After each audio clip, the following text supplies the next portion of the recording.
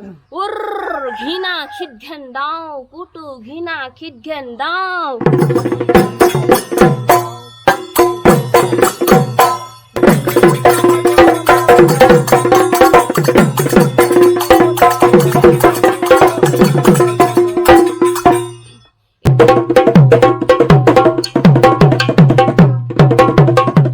Guys দেখিছোঁ সপোন এটা সঁচা কৰি আঁকি দিম প্ৰায় 3 দিনমানৰ আগত মই ইউটিউবত এটা পল ৰাখিছিলোঁ কি আপোনালোকে কেনেকুৱা ধৰণৰ ভিডিঅ' চাব বিচাৰে আৰু সকলোৱে কমেণ্ট কৰিছিলে কি আনচিন টেলেণ্ট আৰু সেয়ে আজি মই আহিছোঁ চাবুৱাৰ এজনী ছোৱালী ঘৰত যিজনী ছোৱালী বৰ্তমান অসমত ভাইৰেল আৰু যিজনী ছোৱালী ঢোলৰ ওজা বুলি ক'লেও ভুল কোৱা নহ'ব যিজনী ছোৱালী ঢোলৰ মাত শুনিলে গা একদম নাচি উঠে আৰু এটা বস্তু দেখাওঁ চাওক আপোনালোকক এইফালে এই চাওক সকলোতকৈ স্পেচিয়েল বস্তু কপৌ ফুল চাওক দেখিছে ৱাও গম পাইছে কপৌ ফুল আৰু এইফালে বৰ্তমান অসমত ইউটিউবত ভাইৰেল লোকপ্ৰিয়া দত্ত আৰু তেওঁৰ লগৰ অকণ ওচৰত আহিলে ভাল লাগিব দুইটা নমস্কাৰ মই শ্ৰীমতী লোকপ্ৰিয়া দত্ত মোৰ ঘৰ দিনজয় সত্ৰ জয়জতে বিশ্ববিখ্যাত ঢোলৰ যাদুকৰ প্ৰয়াত মঘাই ওজালৈ প্ৰণাম জনাই সদৌ অসমবাসীৰ আৰ্শী শিৰত লৈ মোৰ গুৰু দেউতা শ্ৰীযুত প্ৰফুল্ল দত্তদেৱ আৰু ঢোল সম্ৰাট উজা সোমনাথ বৰা ডাঙৰীয়াৰ ৰগৰেৰে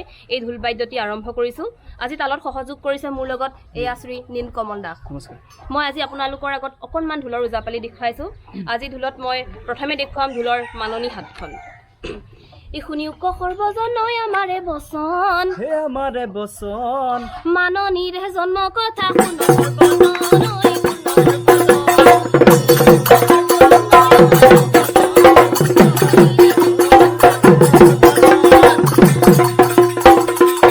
ইমান নহলে পৃথিৱী নচলে সিকাৰণে প্ৰথমতে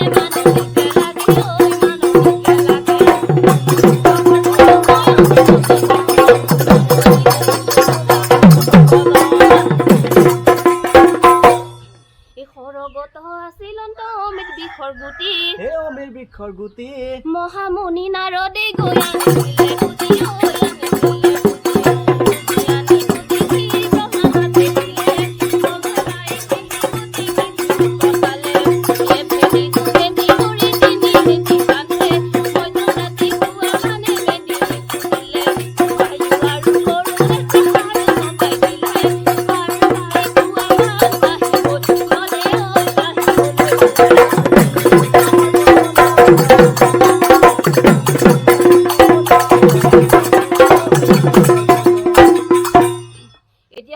ঢোলৰ মাননি পালচ মই যি কম সেয়া ঢোলেও ক'ব উৰ্ৰ ঘৃণা খিদঘেন দাও কুটু ঘৃণা খিদঘেন দাও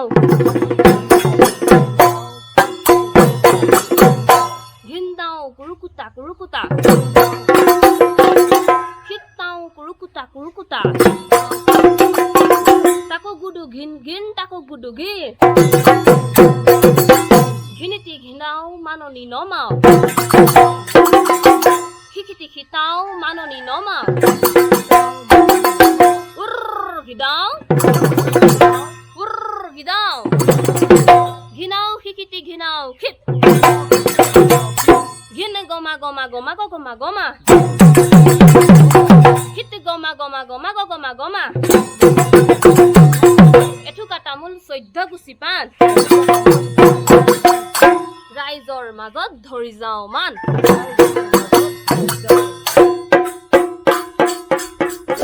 এতিয়া মই আপোনালোকৰ আগত গাই শুনাইছোঁ ঢোলৰ এখন লাগ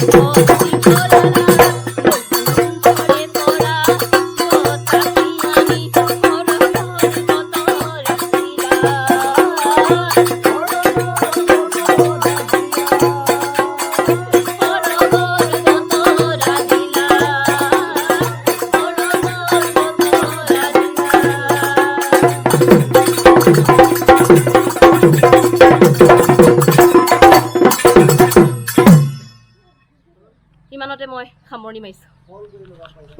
কি ক'ম আৰু এয়াই আমাৰ অসমীয়া ছোৱালীৰ প্ৰতিভা দেখিছে। আৰু নহ'লে ঢোল নহ'ব, ঢোল নহ'লে বিহু নহ'ব। আৰু সঁচাকৈ ঢোল নহ'লে বিহু নহ'ব আৰু বিহু নহ'লে ঢোল নহ'ব। আৰু সকলোৱে কোম্পানীতে কৈছিলা তোমাৰ গুৰু দেউতা, আৰু দেউতাৰ লগত অলপ কথা পাতিব চেষ্টা কৰিম। হয় নিশ্চয়। লোকপ্ৰিয়াৰ দেউতাক চাওক, লোকপ্ৰিয়াক ইমান যে হেভিকৈ মানে আমি যদি কওঁ আৰু ইমান সুন্দৰকৈ যে ঢোল বজালে, আৰু লোকপ্ৰিয়া আঁৰত তেখেতৰ দেউতাক অলপ উচ্চ পৰ্যায়লৈ মই নিবলৈ চেষ্টা কৰি আছোঁ। হয়, কাৰণ মই যিমান ঢোল বাদক সোমনাথ বৰাদেৱৰ পৰা শিকিছিলে নেকি ঢোল? তেখেতৰ কিছুমান কেছেট উলিয়াইছিলে, হয় হয় সেই কেছেটৰ পৰা মই অনুসৰণ কৰি মই যিবিলাক টুপি লৈছিলোঁ, লৈ তেনেধৰণে শিকি এদিন তেখেতৰ লগত সাক্ষাৎ হ'লোঁ। সাক্ষাৎ কৰি দিলে, সাক্ষাৎকাৰত তেতিয়া মোক সুধিলে যে এই ঢোল ক'ৰ পৰা শিকিলা। মই আপোনাৰ এই কেছেটবিলাক সংগ্ৰহ কৰি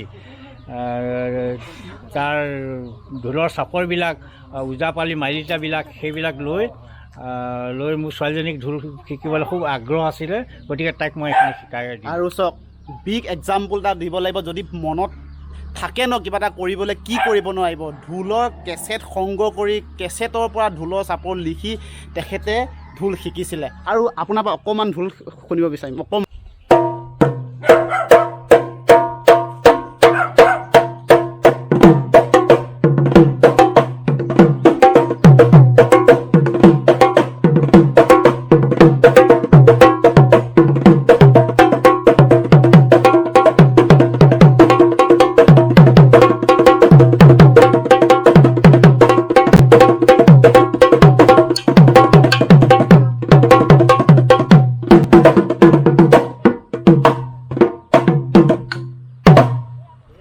এয়াই আছিল বহুত খুব সুন্দৰ। আজিকালি ছোৱালী একো কৰিব নোৱাৰে। চাওক ছোৱালীৰ মাজত কেনেকুৱা প্ৰতিভা লুকাই আছে। যিজনী ছোৱালী ইমান কম বয়সতে মানে ঢোলৰ ওজা বুলি ক'লেও কোৱা ভুল নহ'ব। দেখিলে আপোনালোকে যদি প্ৰায় মই আজি প্ৰায় 34 বছৰ হৈছে। 1988 চনতে মই এডাল ঢোলমে বনোৱা। এইডাল ঢোলৰ লাঠি, আৰু এইডালৰ বয়স প্ৰায় 34 years, মানে 34 বছৰ। আৰু এইডালৰ বয়স প্ৰায় 15 বছৰ, আৰু 15 বছৰ বয়স এইডাল ঢোলৰ লাঠি। গম পাইছে? ইয়াৰ পৰা কি গম পাইছে কওকচোন? যদি আমি এটা বস্তু যতনেৰে ৰাখোঁ, বস্তুটোৰ কিমান দিন যায়। গম পাইছে? ঢোল বজালে কেনেকুৱা লাগিলে তোমালোকৰ? বহুত ভাল লাগিলে। তোমাৰ? বহুত ভাল লাগিছে। তোমাৰ নামটো? তেখেতক মৰম দিব, আৰু ভিডিঅ'টো এনেকুৱা প্ৰতিভা ভিডিঅ' আৰু যদি চাব বিচাৰে আৰু তাক লাইক কৰিব, কমেণ্ট কৰিব আৰু ছাবস্ক্ৰাইব কৰিব চেনেলটো। আৰু তেখেতৰ এই ঢোল বাদনটো কেনেকুৱা লাগিলে তলত কমেণ্ট কৰি প্লিজ জনাব। আজিলৈ ইমানেই। Bye bye. জয় হিন্দ, জয় ভাৰত, জয় আই অসম।